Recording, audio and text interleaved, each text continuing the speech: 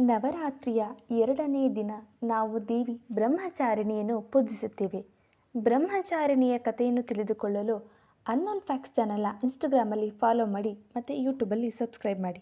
ಸತಿದೇವಿಯು ಪಾರ್ವತಿಯಾಗಿ ಜನಿಸುತ್ತಾಳೆ. ಅವಳಿಗೆ ತಾನೇ ಸತಿ ಅಂತ ತಿಳಿದಿರುವುದಿಲ್ಲ.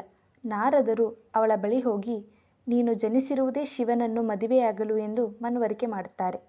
ಶಿವನನ್ನು ಒಲಿಸಿಕೊಳ್ಳಲು ಘೋರವಾದ ತಪಸ್ಸನ್ನು ಮಾಡಲು ತಿಳಿಸುತ್ತಾರೆ.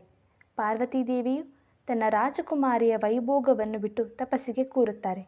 ಶಿವನು ಅವಳ ತಪಸ್ಸನ್ನು ಪರೀಕ್ಷಿಸಿ ಅವಳೇ ಸತಿ ಪಾರ್ವತಿಯಾಗಿ ಜನಿಸಿರುವುದು ಎಂದು ತಿಳಿದು ಮದುವೆಯಾಗುತ್ತಾನೆ. ಘೋರವಾದ ತಪಸ್ಸನ್ನು ಮಾಡುವವರಿಗೆ ಬ್ರಹ್ಮಚಾರ್ಯ ಎಂದು ಕರೆಯುತ್ತಾರೆ. ಹಾಗಾಗಿ ಪಾರ್ವತೀದೇವಿಗೆ ಬ್ರಹ್ಮಚಾರಿಣಿ ಎಂಬ ಹೆಸರು ಬಂತು. ಬ್ರಹ್ಮಚಾರಿಣಿ ದೇವಿಯು ಬಲಗೈಯಲ್ಲಿ ಜಪಮಾಲೆ ಮತ್ತು ಎಡಗೈಯಲ್ಲಿ ಕಮಂಡಲ ಹಿಡಿದಿರುತ್ತಾರೆ. ನವರಾತ್ರಿಯ 2ನೇ ದಿನದ ಬಣ್ಣ ಹಸಿರು. ಈ ಬಣ್ಣ ಶಾಂತಿಯನ್ನು ಸೂಚಿಸುತ್ತದೆ.